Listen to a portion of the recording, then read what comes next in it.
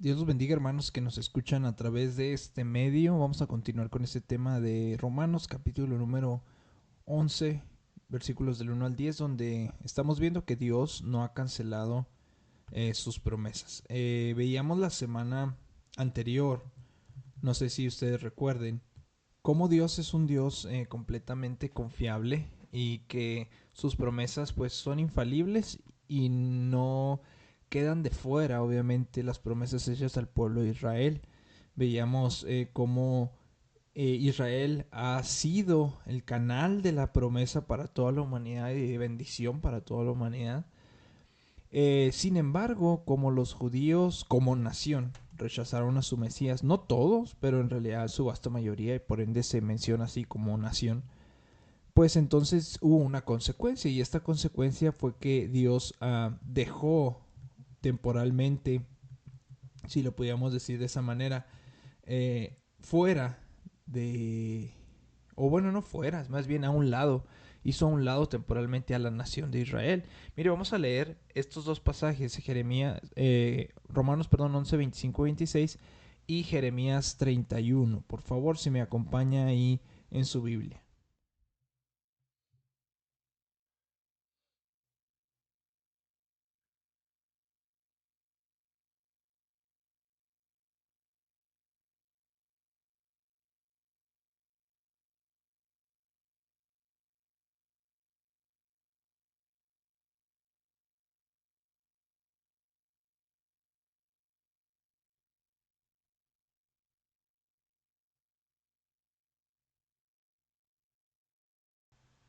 Y dice la palabra de Dios en Romanos 11, 25 al 26, que lo vamos a estar viendo más adelante. Dice, porque no quiero, hermanos, que ignoréis este misterio, para que no seáis arrogantes en cuanto a vosotros mismos, que ha acontecido a Israel endurecimiento en parte, hasta que haya entrado la plenitud de los gentiles, y luego todo Israel será salvo, como está escrito, vendrá de Sion el libertador, que apartará de Jacob la impiedad. Entonces, Dios ha dejado de lado a esta nación, y es algo temporal, porque va a llegar un tiempo que con certeza infalible todo Israel va a ser salvo, como lo acabamos de leer.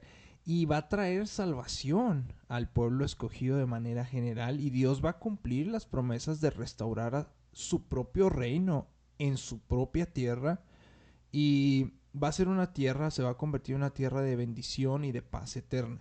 Fíjese lo que dice en esta promesa en Jeremías 31, versículos 31 al 33, si me acompaña por favor.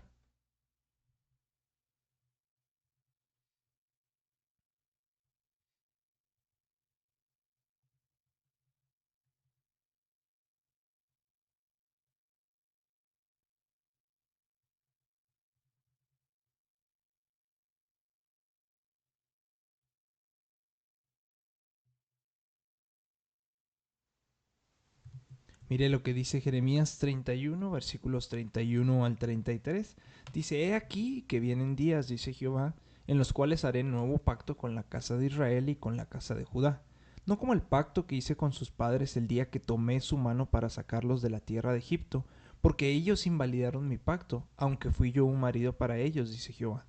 Pero este es el pacto que haré con la casa de Israel después de aquellos días, dice Jehová. Y aquí viene la promesa, dice, daré mi ley en su mente y la escribiré en su corazón, y yo seré a ellos por Dios y ellos me serán por pueblo. Esto evidentemente no ha acontecido, pero es algo que Dios prometió y que se va a lograr y que se va a cumplir en el pueblo de Israel. Ahora, los judíos en tiempos del Antiguo Testamento, podríamos decir un poco que hubo una malinterpretación de estas promesas, porque entendieron que se iban a cumplir de forma continua, es decir, de forma literal, como están escritas. Pero cuando el Mesías llegó, este, y murió en la cruz y se hace esta suspensión, por así decirlo, del Mesías o del supuesto Mesías, que es como ellos lo llaman, pues entonces ellos ya no entendieron y ya no creyeron por ende en Jesucristo como el Mesías. Y no es que en realidad eso haya sido la culpa, no podemos echarle la culpa a esto, porque también estaba escrito hasta Isaías, pasajes como Isaías 53 que ya lo habían predicho. Sin embargo, lo que sí podemos ver es que la ceguera espiritual fue lo que les impidió reconocer a Jesucristo como Señor y como Salvador. En Juan capítulo 1, versículo 11, lo dice, a lo suyo vino, mas los suyos no lo recibieron. Es decir, Jesús vino como Mesías y Salvador primero de los judíos, porque eran los suyos, pero ellos no le quisieron recibir. Ahora también vamos a otra parte de la escritura que incluye un tercero, que es un tercero que no tiene nada que ver con el pueblo judío, y es Pilato.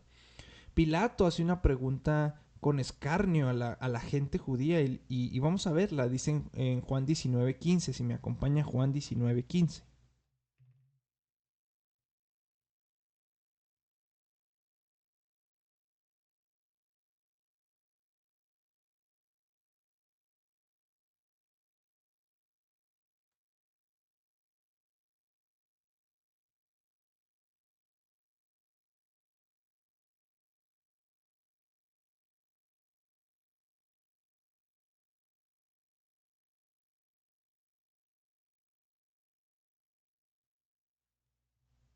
Juan capítulo 19, versículo 15 dice de la siguiente manera, son palabras de Pilato, recuerde, dice, ¿a vuestro rey he de crucificar? Y es muy interesante y a la vez, pues sí, es a la vez triste la respuesta que dan los judíos en este capítulo de Juan 19, porque ahí llegaron a este extremo. Ellos estaban gritando, crucifícale, crucifícale, échalo fuera, y hace esta pregunta un, un poco con escarnio Pilatos, y la respuesta fue realmente devastadora, porque dijeron, no tenemos más rey que César. Ni siquiera Abraham o Dios, o no, se fueron y apelaron al imperio romano para que lo pudieran crucificar, o para hacer esa presión a fin de que lo crucificaran, y dijeron, no tenemos más rey que César. Entonces, este rechazo último a Jesucristo como Mesías, pues fue también a causa de una malinterpretación de las promesas, que proviene de una ceguera espiritual. Cuando hay ceguera espiritual se malentiende la palabra de Dios y se malaplica, y viene pues básicamente la perdición, aún con un sentido de seguridad falso, porque es falso, viene el estar extraviados y lejos realmente de Dios. Ahora, Pablo sabía que la mayoría de los judíos estaban confundidos acerca del verdadero destino de Israel con respecto a su Mesías en este tiempo. Ellos razonaban, como Israel es la nación escogida de Dios, es inconcebible que haya venido el Mesías y que lo hayamos matado, lo hayamos crucificado, lo hayamos menospreciado. No importaba para ellos la desobediencia, la rebeldía, la ceguera espiritual. Ellos creían firmemente y creen hasta la fecha que no pueden fallar en reconocer y recibir a su libertador esperado por tanto tiempo. Y ellos obviamente pues dicen que Jesús no es ese libertador, que Jesús no es ese Mesías al cual han esperado por mucho tiempo. Y aún si los judíos y comunes y corrientes, por así llamarlos, tenían dudas o no sabrían muy bien distinguir, bueno, pues siempre iban a tener los líderes religiosos que ellos sí jamás podrían ser engañados, y sin embargo pues fueron los primeros que se pusieron en contra del Señor Jesucristo, en contra del Mesías esperado. Claro que fue un error infame, fue un error bastante fuerte. Sin embargo, eh, pues las consecuencias llegaron, que fue esto que mencionamos, que Dios dejó al lado momentáneamente a la nación de Israel. Ahora, Jesús profetizó de esto. Jesús profetizó su propio rechazo. Mire, vamos a Lucas 19. Vamos a leerlo, Lucas capítulo 19.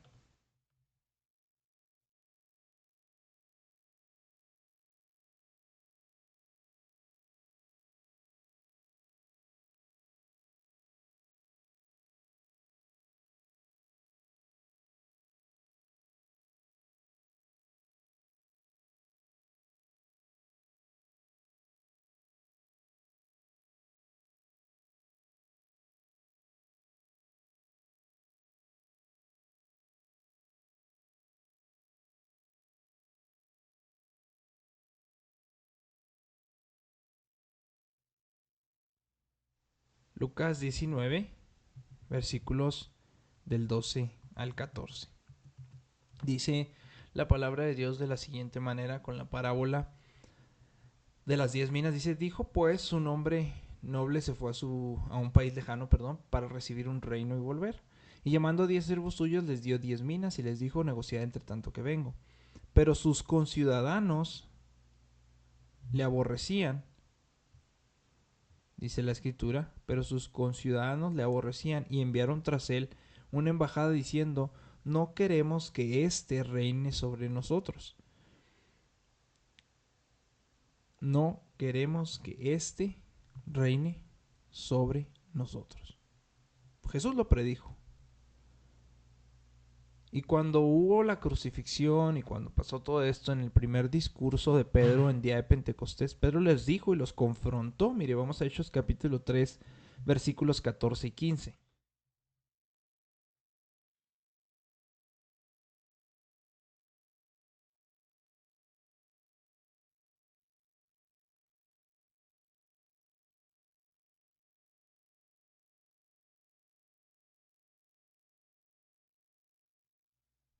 Hechos capítulo 3 versículos 14 y 15 dice, más vosotros, y los hace responsables, Pedro aquí, dice, más vosotros negasteis al santo y al justo, y pedisteis que se os diere un homicida, y matasteis al autor de la vida, a quien Dios ha resucitado de los muertos, de lo cual nosotros somos testigos.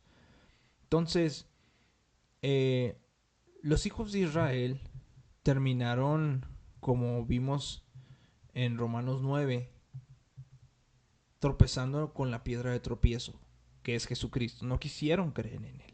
Mire, vamos a remembrar esto en Romanos capítulo 9, versículos 32 y 33.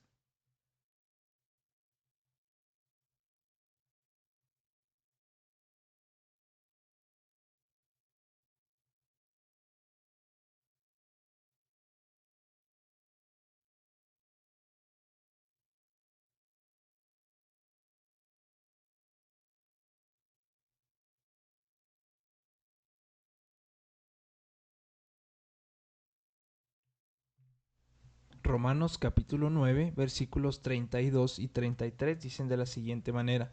¿Por qué? Porque iban tras ella no por fe, sino como por las obras de la ley, pues tropezaron en la piedra de tropiezo. ¿Por qué qué? Bueno, porque no alcanzaron la justicia.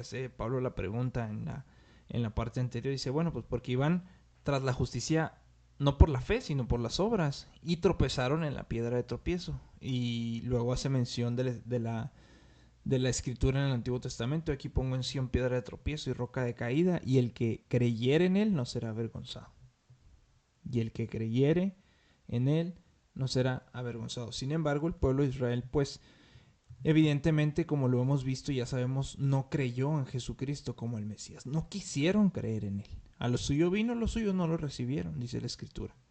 Entonces, como Israel ignoró la justicia de Dios deliberadamente, fíjese lo que dice ahí más adelante en el 10.3, dele la vuelta ahí a la hoja de su Biblia, Romanos capítulo número 10, versículo 3, dice, porque ignorando la justicia de Dios y procurando establecer la suya propia, no se han sujetado a la justicia de Dios. ¿Por qué no se han sujetado a la justicia de Dios? Lo explica, bueno, porque la justicia es Cristo y no creen en Cristo. Entonces, Dios eh, se lamenta al final del capítulo 10, ahí mismo, en el versículo 21, de la actitud del pueblo de Israel. Y dice en el 21, mire, ahí al final del capítulo dice, pero acerca de Israel dice, todo el día extendí mis manos a un pueblo rebelde y contradictor. Ahora, nace una pregunta. ¿Está Dios justificado para rechazar a Israel? ¿Usted qué cree? ¿No estaría Dios con todo esto plenamente justificado para rechazar al pueblo de Israel para siempre? ¿No sería en base a nuestra lógica decir eso es justo que ya se le acabaron las oportunidades al pueblo de Israel? Ya es justo que Dios tome otro rumbo, tome otra nación, haga algo diferente. Nosotros lo pudiéramos decir de esa manera. Porque ese grado de maldad los realmente hace, y de rechazo y de no sé cómo expresarlo, de rechazo voluntario a Dios mismo, pues los hace más que merecedores de la condenación completa y permanente de parte de Dios. Sin embargo, ese rechazo de Cristo por parte de Israel no fue algo que a Dios tomara por sorpresa. Siempre formó parte del plan integral de eterna redención que Dios tuvo desde antes de la fundación del mundo. Pero a pesar de ser parte de ese plan, el rechazo de Israel hacia Cristo fue resultado de su propia rebeldía, de su propio corazón rebelde, de su propia ceguera espiritual, de su propia maldad. Por eso el Señor está justificado en hacerlos a ellos completamente responsables. No porque haya estado dentro del plan de redención de Dios, quiere decir que ellos no son responsables y que el responsable es Dios. No.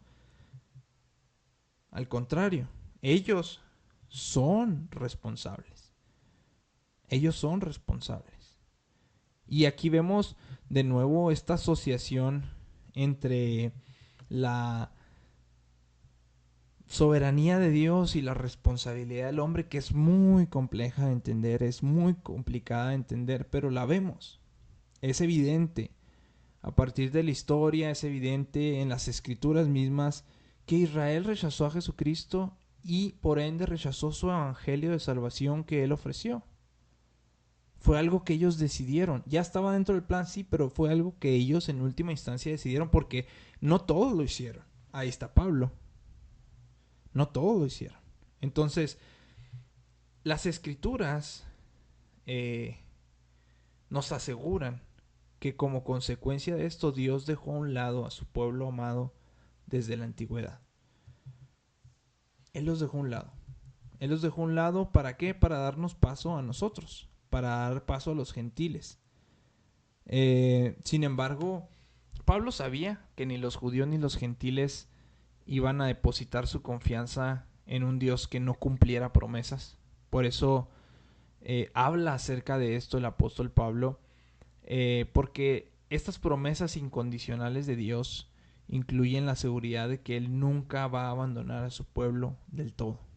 Si Dios hubiera dejado a un lado al pueblo de Israel para siempre, que como ya vimos a lo mejor era lo justo, pero entonces lo haría un Dios falible, un Dios que no cumple sus promesas y por ende sería un Dios falso, un Dios que no es real. Pero la palabra de Dios, amados, se fundamenta en la integridad misma de Dios, en que Dios no cancela sus promesas, Dios es fiel a su palabra, Dios es fiel a lo que Él ha dicho y lo va a cumplir. Ni siquiera el rechazo y la crucifixión de Jesucristo fue suficiente para que se abrogara el cumplimiento último de sus promesas que Dios le dio al pueblo de Israel a través de Abraham, de Isaac y de Jacob. Y esto es lo que vamos a estar viendo en Romanos capítulo número 11. La semana que entra iniciamos con el versículo 1. Pero es algo maravilloso porque es un Dios 100% confiable, amados. Ese es el Dios que tenemos, que lo que Él ha dicho lo va a cumplir. Dios los bendiga.